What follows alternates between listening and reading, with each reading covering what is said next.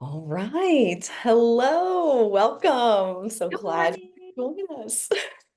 Join me. Yes, so let's get right into it. And um, I guess first, was there anything that you wanted to share that you're hoping to get out of today or that you're really hoping to learn today? Thanks for asking. No, I'm just curious. I'm here to learn and absorb. I don't really have any expectations. So, I'm just happy to hear from you. Yay, wonderful. Well, so good. Okay, well then we will jump right in. Um, I'm going to share my screen. And okay, so today we are talking about OCD, the doubting disease, and how you can like take that OCD that can seem like such a burden and turn it into a superpower, to turn it into something that helps you to love yourself even more. And so I'm very excited to share about it because I think a lot of people struggle with, that have OCD have a lot of shame and doubt, and then they don't know how to overcome that and love themselves. And so they think that overthinking it will help. And if they continue to do the calculations, it'll help, and it does not. So I'm going to give a game plan, a very short and like simple but not easy game plan to help kind of get unstuck when you're stuck. So, okay. Um, so a lot of OCD is about like, should I not, am I not? And just going back and forth and not really knowing what the answer is and feeling like you have to know the answer or something bad's going to happen. And so it's all, like, and it usually comes down to something about being a good person. Like, am I a good person? Am I not? If I do this, am I a good person? If I do that, am I a bad person? Or, if am I going to cause harm? And there's a big thing with OCD called thought action fusion, which is thinking that your thoughts cause harm or that your thoughts mean more than they mean. So it's like that if I think a jealous thought about someone else, then I'm a bad person just because I thought the thought. Or, that if just like the thoughts mean that I am that. Like if I think I'm going to do something, then it's the same as having done it. Then I'm just as bad as a person who's actually done that thing than just thought about it. Um, and this is all part of why they call it the doubting disease, is because it just makes you doubt every single decision and thought and feeling, to the point where, there's just all this internal stimulation going on and you don't know what to do with it. It's not fun. Um, oh, that's not right. Um, Let me stop sharing for a minute and get back to Canva. Oop, technical difficulties. Because I don't know how to go backwards. How do I go back? Um, so, well, either way, we'll just carry on. So, I did want to say thank you for attending this, and, that I hope you stay till the end so that, you can receive this free gift and um, a little take home to help you remember all the different things with it.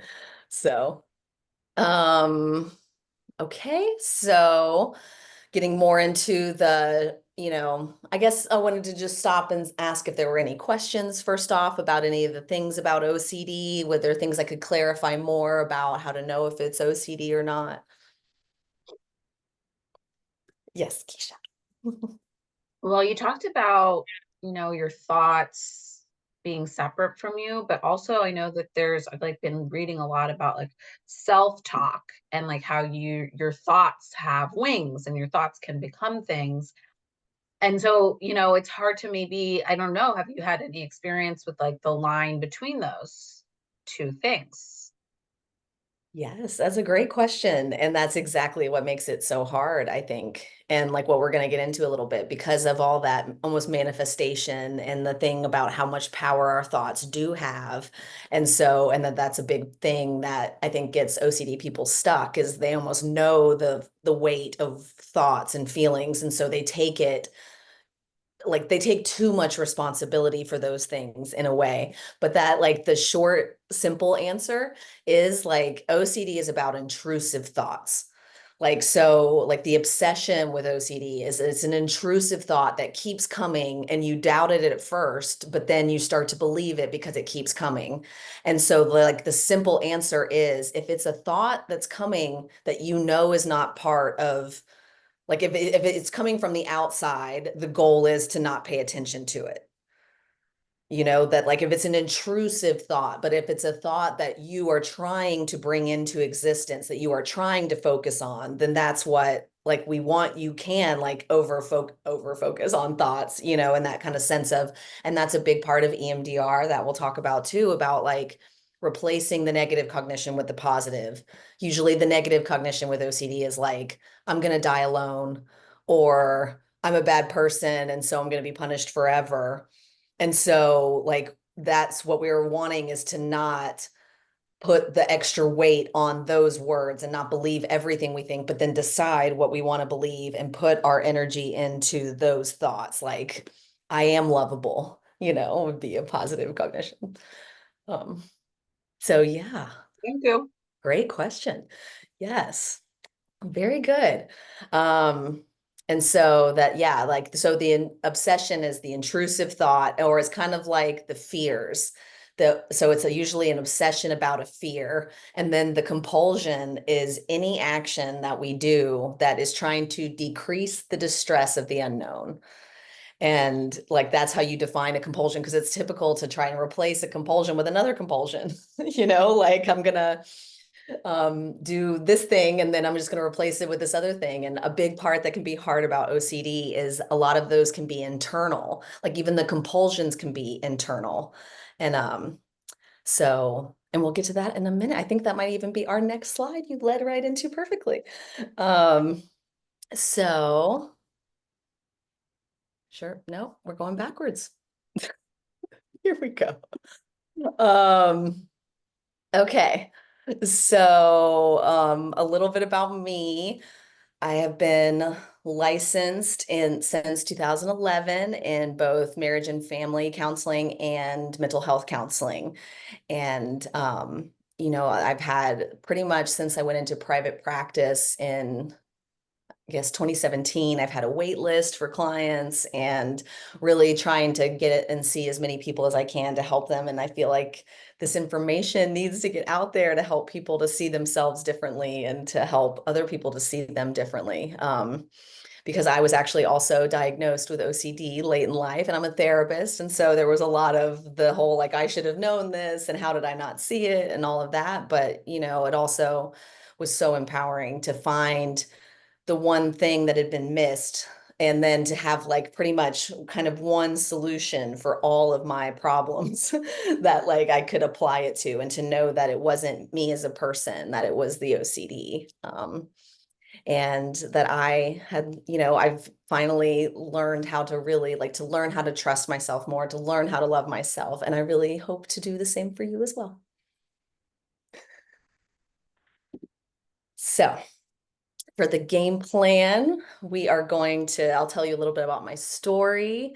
We will learn how OCD makes it hard and how to love ourselves anyway, common mistakes and pro tips. I'll give you a sneak peek to the full course that comes after this. Like, you know, my hope is that this is enough to set you on your way, but if not, that there are other options to do the little giveaway and a 15-minute wrap up question and answer. So. Okay. Um, well, I guess, yeah, just any questions before I move on, or anything, comments or anything else? Okay. Yeah.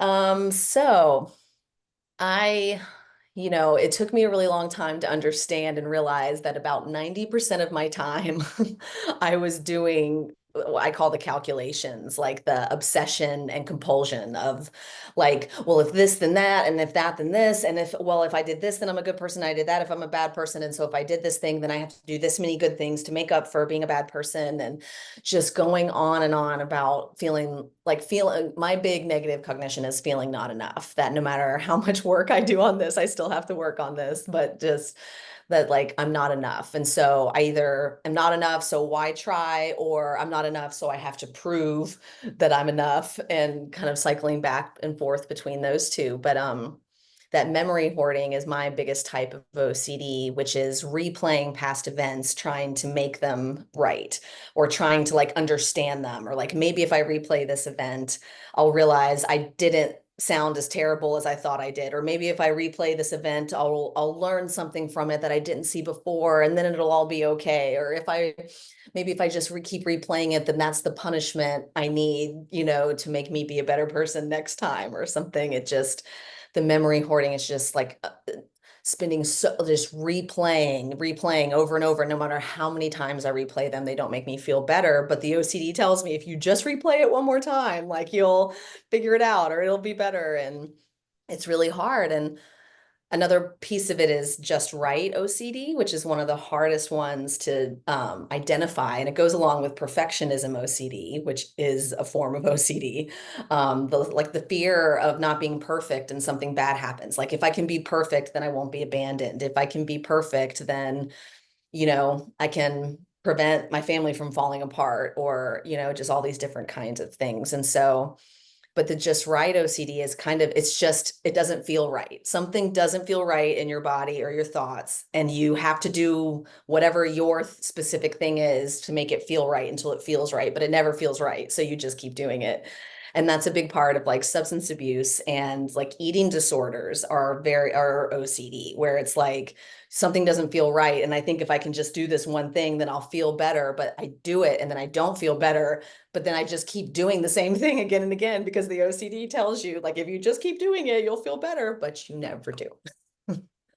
So that was a lot of what it was like before. And then, you know, like then, um, so I specialized in trauma for my in the beginning of my career, and it became harder and harder to tell the difference between OCD and trauma, and I started sending a lot of my clients to nocd.com, which is a really wonderful, helpful resource. And what I would hear back from the clients, I was noticing that I was doing a lot of those things too, and I ended up going to them and working with them and finding it so empowering about how, like I said, like I have all these different little things. I mean, they feel big, like even going to sleep. And I still struggle with the going to sleep on time and realizing that it's an OCD thing. And like, what is my fear? And the FOMO, like the fear of missing out, is a huge one for me.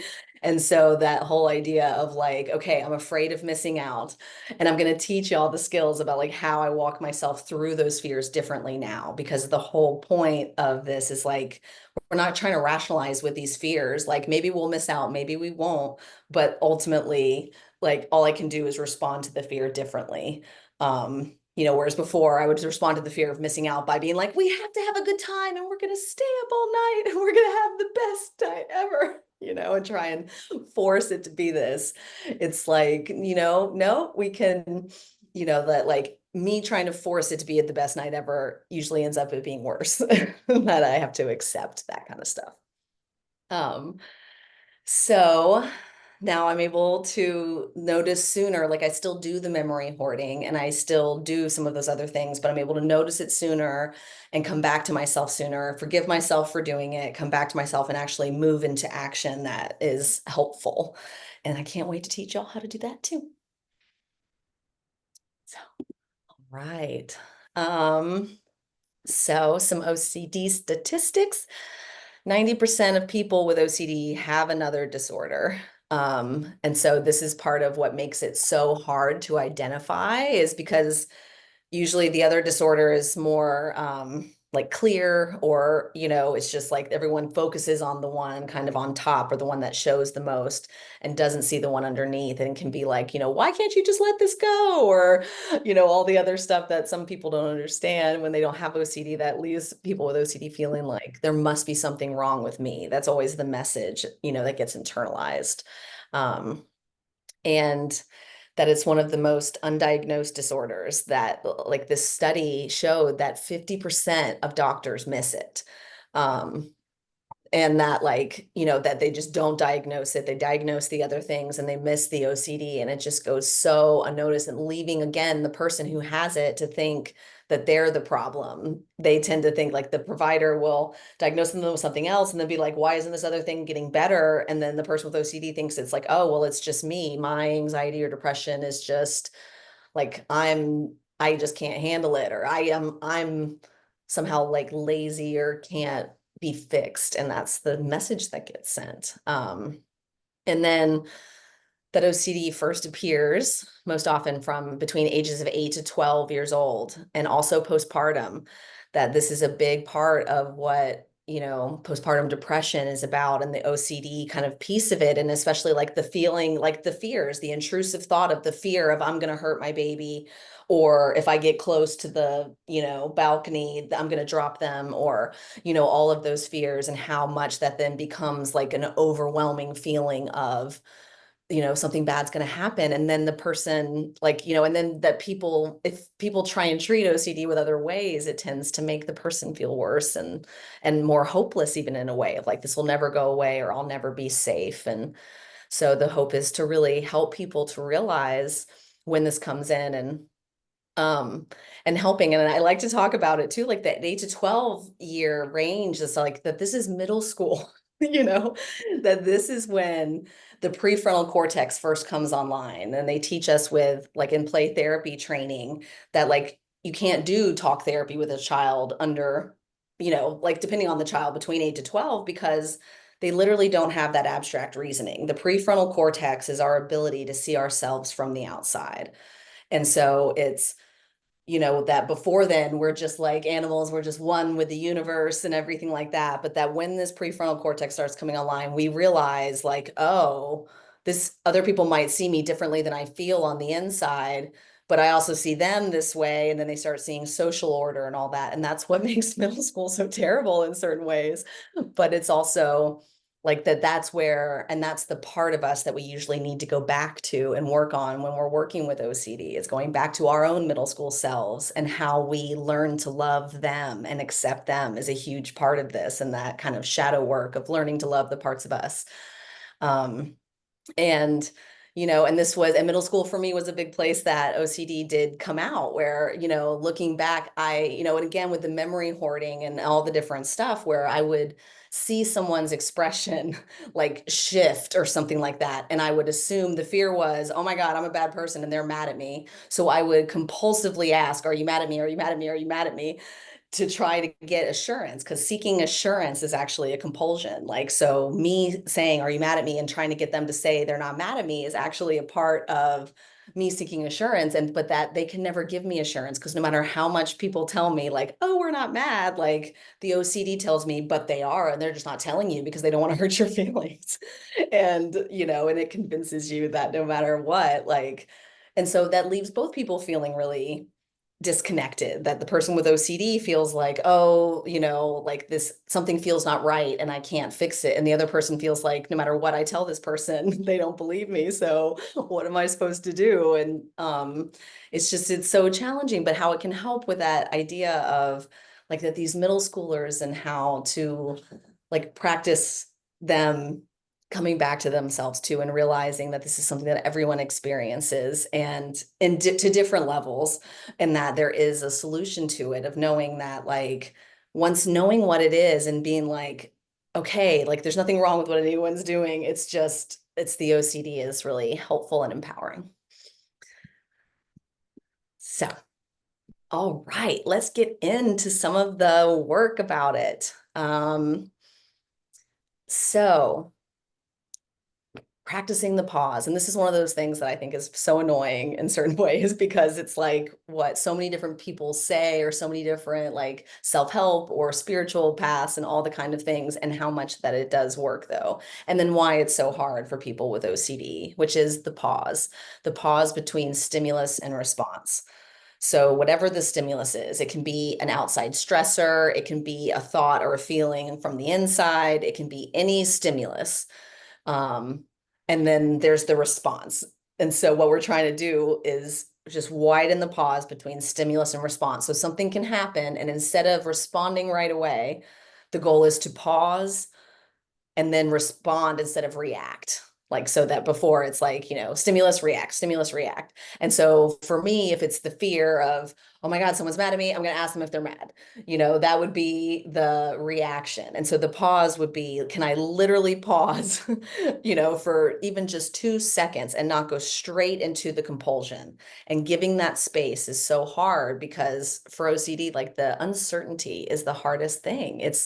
OCD wants certainty, and it's trying to get certainty from certain situations that are uncertain. And that's what's really difficult about it, is there are no answers. Like, are we a good person? Are we not? Like, ultimately, we won't know until long after, the end of everything. Like, and so, um, it's just recognizing and validating how hard that pause is to be able to say, that like, okay, I have this fear. I'm going to pause. I'm not just going to jump straight into my normal reaction. And the way I kind of think about this is like door number one. Door number one is my normal reaction.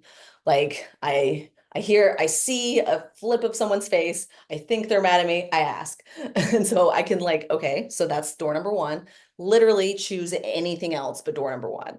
And I like to have fun with this one, like boop the person on the nose would be another door besides door number one. Or like, do a cartwheel or whatever, or like start singing, you could, or just pause and like say, I don't know what to say. Like it's realizing that there are so many different options besides the one that we think or feel that we have to do, and that we're just trying to practice literally any other door but door number one. Whatever door number one is, whatever is how you normally react, to choose any other one. And I really like this there's a Seinfeld episode from back in the day called like George Costanza's Big Day, where George's character is like this character where nothing ever goes right for him. And he's, just, it's like this, he's always bad luck and curmudgeon or whatever we want to say. But then like this one day he decides he's just going to do the opposite of what he normally does. If normally he walks out his door and goes left, today he's going to go right. And he just does everything the opposite, and he ends up having the best day ever, and like going to a Yankees game and catching a fly ball and like all this stuff just because he did something different than he normally did. And I thought that that was really powerful, that like if you don't know what to do, just do the opposite of what you normally do in that pause. But like encourage yourself and try to make it fun to do literally anything else besides that. Um, so yeah, so let me check in and spend a minute to see about any questions or things I can clear up some.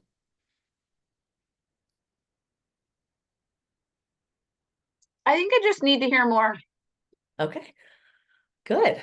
Yeah, and we'll get into some practice in a minute. And so yeah, but so some of the just tips for practicing the pause, like is and so these are some of the EMDR techniques that I find really helpful with it too, is that being the non-judgmental observer of your thoughts, feelings, all the things, like, can we observe them without judgment? Yes, we do need to assess ourselves. Like, that's a big question that happens with all of this, is like, wait, what? So we just never doubt ourselves, like we just know that the doubt doesn't mean anything or whatever. It's like, well, no, like we need to be able to assess, but assess without judgment. I can assess if I did something that was in line with my character without that being a moral judgment of I'm a bad person. And so the non-judgmental observer, self-forgiveness, and we'll go deeper into that too, but it's like just in the beginning, it's just practicing, like I forgive myself for having OCD. I forgive myself for giving into my compulsion. I forgive myself for thinking badly of myself. Like it can be, just kind of going between those. Like that's the refocusing on this is what I want to believe instead of, and the stop signs are about what I don't want to believe, or that like the calculations are good to an extent, but at some point we have to stop. And that's a huge piece of this for OCD is knowing the stop signs that like, that OCD is not bad, the calculations are not bad, but when we're doing them compulsively, like just again and again and again, even though they're not making us feel better, that's when like to visualize a stop sign is like one of the first steps about that too. Like just how can I have to interrupt that flow of thoughts. I have to stop and then literally choose any door but door number one. um, and how much those visuals do help that like our left and right sides of the brain, like left is logic and it's also language and hierarchies. And so like that's where all the words are. There are no words in the right side of our brain. That the right side of the brain is pictures and images and feelings. And so by visualizing things that we're struggling with on the inside, then it helps us to like get our whole brain involved in the healing process. And so I know sometimes visuals can feel funny and people have certain, you know, biases or negative, stigma about it. But the point it would be to try like that. And it's also not, it doesn't have to be like a visual, like it's not like I'm seeing it in my head, but it's a feeling of what I'm describing, a feeling of what it represents. So, and we'll go a little more into that in just a minute. Okay. So, um, so some common mistakes are believing the lie that OCD tells you, that like ultimately OCD is the one saying, if you're perfect, then no one will ever abandon you, or, all this kind of stuff. Or if you can just replay this event one more time, you'll feel better about it. And so like that whole goal is, and that's part of the pause is, can we just take a second to think like, okay, that thought may be true, but what are a couple different options that could also be true, that it's not just this is true, I know it to be true, it's a fact, it's a certainty. To give space to be like, okay, yes, just because I thought this thing doesn't mean I am a bad person. um and that like making the decision itself is not so hard. Like what the hardest parts for OCD are leading up to making the decision and then living with the decision afterwards. It's like because there's so much fear about like, am I going to make the right or wrong decision? And for various fear reasons, but it's like, well, I don't want to make the wrong decision. What if I make the wrong decision and I should have known better, that like, and then it doesn't work out. And then like, there's this just over sense of responsibility that like my decisions are the make or break about everything working out or not. And so if it doesn't work out, it's all my fault kind of feeling. Um, so yeah, trying to, yeah, but just I feel like some of it is like the circular learning with all this too, that like we're going over some of the same things, but going deeper and deeper into it. And so I was just trying to take a pause for myself, even practicing in this moment, being like, okay, just take a pause and be like, are we getting, coming back to our center? And that's what I think of as like, okay, coming back to my core self. And that's what I mean about being like, heart led is I want to come back to my like core, that this OCD is a part of me, but it is not the core me. And so like I can, if I make decisions from my OCD, it doesn't always go well for me, but that the goal is for me to listen to my OCD and like to value it and take it into consideration, but then to like translate it through my core self, that I'm not going to do it exactly how OCD says, but I can still take that into consideration and then, yeah, translate it into a different way. So, all right. So here are some pro tips. So the visualizing, like I was saying, so visualizing our fears and or visualizing our feelings or our thoughts, like we're going to practice how to do this and how to kind of start to visualize them, because part of this, and this is some of the EMDR stuff too, is the container, the idea of visualizing your inner landscape. And so, that like if we're struggling with something, a feeling like it's really hard to work with it when because it's not tangible. So by making it a visual, you're making it tangible, and you're also seeing that your fears aren't bigger than you, that your fears, all of your feelings and thoughts are within you. And so they are not, they don't know something you don't know. They're not more powerful than you. They're, this like your anger, and is a big one that, we work with in this space too, of like we can work with our anger without being anger. Like all of us have anger. We have a part of us that's angry, and that part can take over, but that's not who we are. And so that goal is to honor our anger within us and then even visualize it. And then we can interact with our anger. Like, what does our anger need? What is our anger trying to tell us? And that really helps to know that it's not us, and that even that small bit of separation of if I can visualize it, then it's not me, really helps to decrease that feeling of like, responsibility and like the world on my shoulders, that everything is coming down on me in that kind of way. um so yeah, so we're practicing, and this line I just love, that like seeing your thoughts and feelings for what they truly are, the manifestations of OCD and not reflections of your personal value. And that is so huge, that we think our thoughts and feelings are a reflection of our personal value. And that is what we're trying to practice, is we're going to assume your needs are valid. We're not going to argue need. We're not asking, am I asking too much? We're not asking, like, is this fear, like this fear could come true? And so we're not trying to, like, that is a big part of OCD, is spending time figuring out like, what am I even fighting? Like, and is this need valid, or is this fear valid? And then other people are trying to convince OCD people like, oh, you don't have to worry about that. It'll happen or it won't. But like, that's the worst thing an OCD person can hear in so many ways. So it's, like, what if we started with assuming your needs are valid? What if we started with assuming your fear is valid? We're just going to practice responding to the fear differently and to the need differently. That, like, my need is valid. My need might not get met all the time, but it's still valid. And, like, so that I can, and my fear is valid. Like, these fears are real. Life is trauma in so many ways. Like, there's not a way to avoid that. And so, but that, like, how we respond to those fears really make that difference. Um, so we are going to, oh, I see what I'm doing now. Okay. I got it. I got it. So now we're going to practice together. I'm going to give the visual and the analogy kind of thing. And then the plan will be to take one of your fears and kind of help walk you through how you would do this on your own. So, okay. So, um, so it's like this idea of the container for, that everything is within you. All of your inner landscape, your thoughts, feelings, memories, body sensations, all of that is within you. And we want it to be a place that you can go, like you can visualize and interact with these different ones. And in the beginning, it's common to think of it like a busy, like a train station kind of, or an airport. Like our mind can feel like that, like there's just everyone's rushing around trying to get a million things done. There's the hurry up and wait, there's all these different kind of things. But so in this example, we're going to visualize you are waiting for the train, you're trying to just like read your book or do your thing, but then all of a sudden you sense this fear.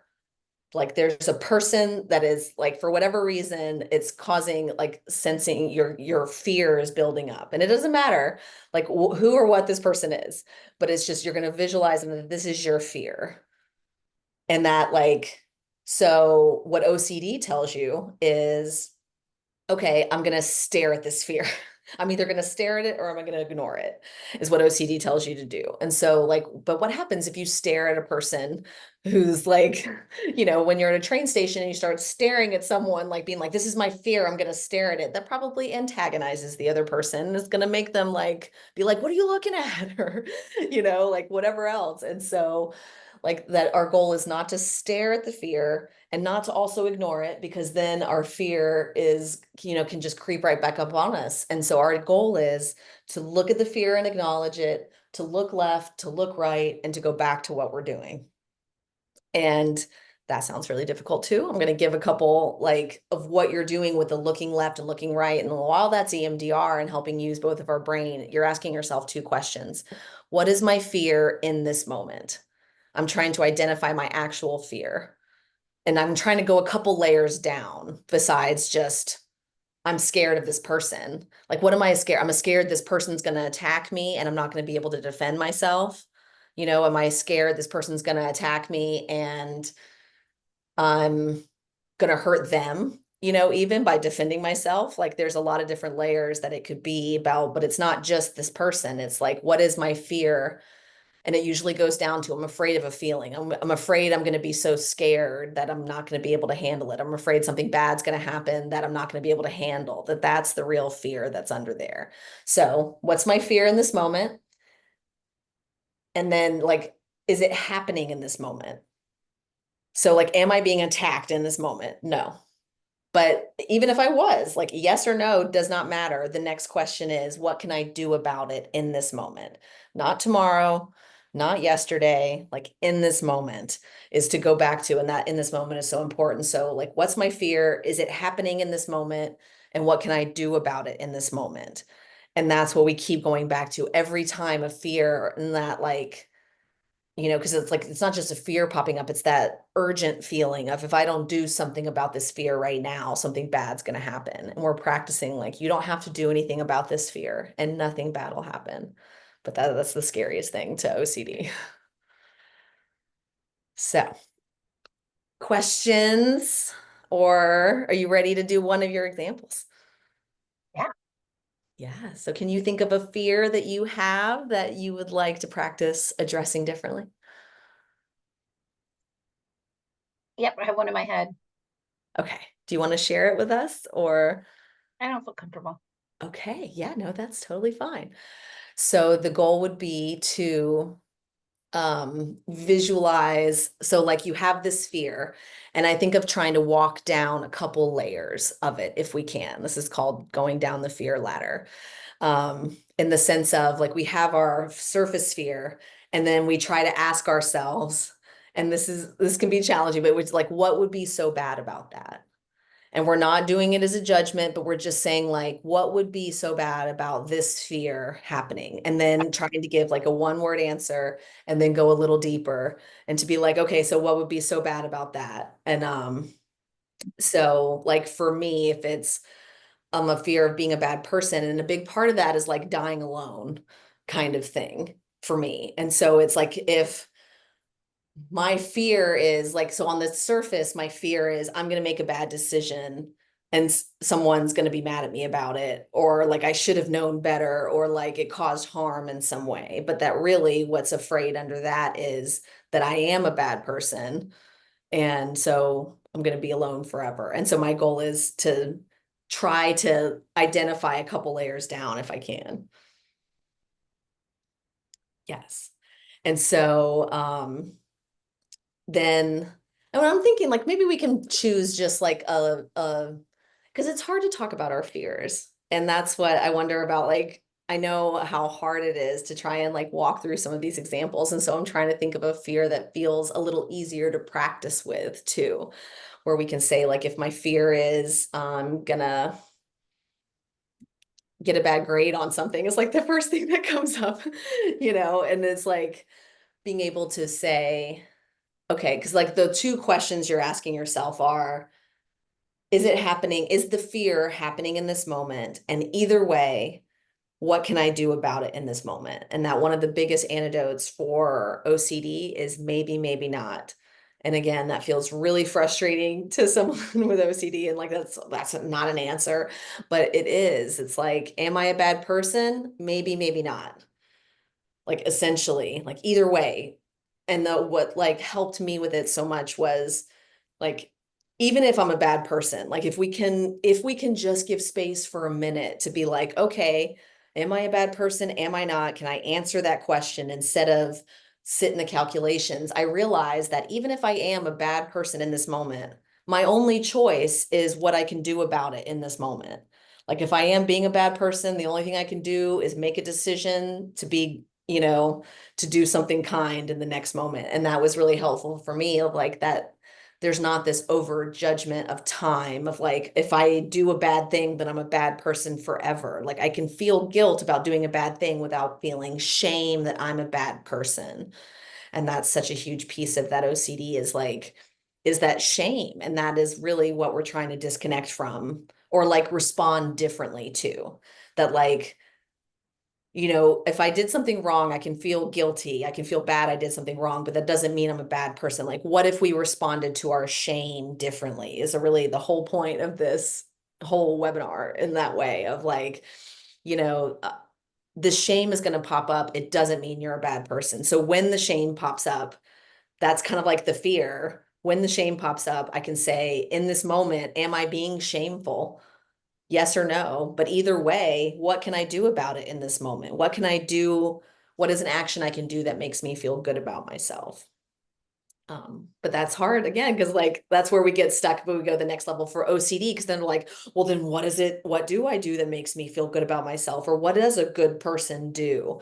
And the big part for this is kind of is practicing and choosing anything but door number one and starting to realize that like there's not like that you can do all these, there's not one answer to life, that there's not one right answer, there's not some secret manual that everybody else has that you don't have kind of thing. But yeah, good. Trying to think of anything else we need to cover for that kind of the first part of it, because this is kind of your tool for no matter what pops up, no matter what the fear is, you're going to ask yourself, is it true in this moment? And what can I do about it in this moment? Because OCD wants you to think about all the things you've done wrong in the past or all the things that could go wrong in the future, but you're just saying, in this moment, what can I do? And so, like, in this moment, I can soothe myself and my parts. In this moment, I can call somebody and tell them I'm struggling with something. Like, in this moment, I can, like, there's so many different things I can do. Again, besides door number one, just don't, like, if normally I feel like I'm a bad person and I spend hours beating myself up, literally just do anything else but that. So, all right. And so that brings about to self-forgiveness. That they did this whole study about like the healing factors that are needed for, to heal. And like self-compassion or self-forgiveness was one. Another one's like clarity about it, like information about all the different things. Like they had all these really important factors about it. And even like the ability to put yourself in someone else's shoes and all these different things that were important. But what they found was self-forgiveness has to be first, that if we don't forgive ourselves and like don't work on that skill, the rest of the skills we need can't really like solidify and take hold. But also that everyone thinks they're the worst at self-forgiveness, and they are, as well as they will try everything else, no matter how absurd, before they try self-forgiveness. And like I've seen this to be true in my own practice where like people will literally try everything else first. And so I encourage you to do that. You can, but also you can skip some of that and just try the self-forgiveness. um, in that kind of idea of like because the fear is if I forgive myself, I'm just going to run around being a bad person, or like, that where's my moral compass if I'm not shaming myself? But this starts to give a little more clarity to the like, why do we think that shame works? We know this like intellectually that shame doesn't work to motivate people to be better. We know this, but yet we do it to others and to ourselves. And so like the goal is to try it, just to try it, just to give it. And I like to tell the story about like that I would did not want to do the self-forgiveness thing. And I literally did it to spite my therapist. I was like, this is what, all I have to do is just forgive myself for everything. And she just almost stopped responding to anything I was saying except to say, forgive the part of you that thinks you should have it all figured out. Forgive the part of you that thinks you have to be perfect. And I was like, what? But of course I just smiled and nodded in session. But then afterwards I was like, I'm going to show her it doesn't work. I'm going to try it so hard and show her it doesn't work. And within 24 hours, my life had changed. Like I just, was shocked at how like it took me doing it despite my therapist to like get over the idea of doing it and to really try it. And then it was like, okay, like nothing bad happened. I would have like I would have a thought. I would think, okay, I forgive myself. Now what? And I would literally do it begrudgingly. Like, okay, now what? Moment. Oh, now I'm in this moment. What's here? More same thoughts. Okay, moment. What's here? And I just kept going that. But then it got me out of the memory hoarding in the sense of like by continuing to put myself in the moment, even begrudgingly, and to practice just forgiving myself and like waiting for the bad stuff to happen so I could prove to my therapist that it would work. Like nothing bad happened and I felt better and I got more stuff done. And so I really hope that y'all can take that to, you don't have to be as stubborn as I was to before you try it. Um, okay. So So the obvious question is, how do I learn to love and trust myself even with this doubting disease? And how do I forgive myself when I'm full of shame? And so this is like this whole idea of this is what you're going to practice again and again. And I know it might not seem like a lot in certain ways, but that these like this simple thing of like doing a visual to try to see that like whatever it is, whether it's a fear or whether it's sadness, like it can be any emotion that we're interacting with, but it's like I'm seeing this thing and I'm disturbed by it. It's like if it's sadness, I know is like creeping up on me, and I'm like, oh, I don't want to feel sad. I don't want to feel sad. I'm gonna push it away. Like that's that same kind of idea. We're just practicing responding to our sadness differently. Can I just look at my sadness and go, oh, yeah, there's that sadness. It's trying to help, but it's not helping. And so can I just love it in that way without fighting it? Like I don't stare at it and I'm not gonna pretend it's not there. I'm just gonna acknowledge and come back to myself. Um, and so and that's talking about these parts a little more. And so like that making like OCD a part of us. And so like I can visualize my OCD. And like for me, like she's like the perfectionist one too. Like she looks like me. All my parts look like me, but they're like in different states, essentially like my OCD perfectionist part is like this power pantsuit situation going on and hair in a high bun with like a pencil. But she's so frazzled from trying to be perfect that like, hairs are starting to come out and her glasses are a bit askew. And like, she is just like, she's really trying to hold it all together, but she's like just so frazzled and rigid. And so that's the person, like I can visualize her in this container, in this visual I have of my mind and be like, I see you. I know you're trying to help. Thank you for trying to help. That's not helping right now. I promise I'll call you if I need you. Like we need those parts of us sometimes, but also they can rest sometimes. And that's what we're trying to kind of help them see is like, thank you, OCD, for trying to help. And there's a time when we want to call OCD in and go, yes, let's be perfect about this. Let's try to be perfect about this, or let's dive into this, or, but then also knowing when to stop, like when to let OCD off the leash kind of thing, and when to kind of put it and I need to come up with a better analogy than that because it's like we don't want to seem like we're like it's caged up, but it's more of like we're giving it a space within us. It's going to be here no matter what. Can I give it a nice cozy room for it to sit in and then, be able to like call on her or ask on her or listen out for her when she's worried. But then again, like that doesn't mean she just runs over and grabs the steering wheel and drives the bus that like that I can be like, thank you for letting me know, OCD, that we are worried about this situation and I will handle it. And just it's more of getting like we want your head to be a place that you want to be. And so it may start out as this busy like airport or train station, but that the goal is that like, it becomes a safe place, like a cottage, by the beach or the mountains or something, and like where all your parts can happily coexist.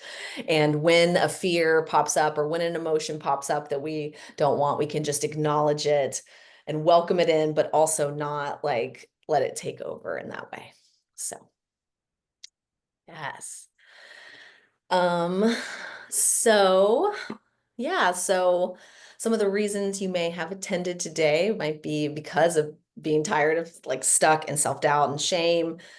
And it does is feeling like, of that feeling like everyone else has this manual for life that we don't have. And that their way is right and our way is wrong. Like that, so much of that, like feeling like, okay, I must be overreacting to this. Their way must be right. Instead of realizing like, no, oh, processing disorders, like 100% of processing disorders have intense emotions. And so OCD is a processing disorder, so is ADD and dyslexia and all of those. And so there is this intense emotion. And then the people get either labeled as angry because it can come out as anger, or it can come out as like depression and totally withdrawn. And so again, it's like, yeah, we can't react to those emotions the same maybe as um people without processing disorders, but that doesn't mean the emotions are wrong. That doesn't mean we are wrong. And so like those are those common ones that like a feeling stuck in your head, like you don't matter, feeling like a burden, feeling like not enough. These are common, negative thoughts that start to come up for people who have OCD and other processing disorders. And so um the goal would be, so some of the info about the course is about like, so what you would get would be, it's going to be a 4-week course where you have like a group also where you would have, like, we would meet together and go over these different modules more in depth about the things that I just kind of ran through, but be able to go through each one to be able to really give you an idea of like how to do it step by step, practice it together as a group or individually, with me, and be able to walk through that kind of thing. And what you would achieve during this would be to like really feel empowered, and like you could know, like, no matter what it was that pops up within you, you'll know how to handle it. And you'll know that there's a simple framework of one thing you can kind of apply to like a vast array of things to help you to learn to love yourself. Because like the whole goal is, I think of it like you learning your internal map, like that you are the expert on your life and you are the only one that knows what's right for you, but helping you learn how to navigate how to know what is right for you, and how to be able to say like, okay, yes, this might not be right for someone else, but this is what's right for me, and I am going to do it. And so um other things about the course, it would be just, that idea of really knowing you're not alone, I think is a big part of it too, that this is a really common thing and that it doesn't have to be suffered in silence. Like there's just so much about OCD where the shame just overrides everything, where people don't even want to say they're struggling with it, or they've tried to say they're struggling with it, but then it doesn't come out right. And so it just gets buried deeper and deeper. So knowing in that kind of way, I think it's really powerful. So, right. And then, but I think there was a question, but I cannot figure out how to get to that on the chat. But either way, my hope is that you've learned enough through this, like that, throwing out all at you, but so that you know what it is. Like this is pretty much the process for it, and it's just going into more deep. So if you find that you need some more help along the way, then I encourage you to check out my course or join my email list and be able to help along the way in any way that I can support you. So, yeah, that is all for today. As far as the webinar part goes. So let me know what you think.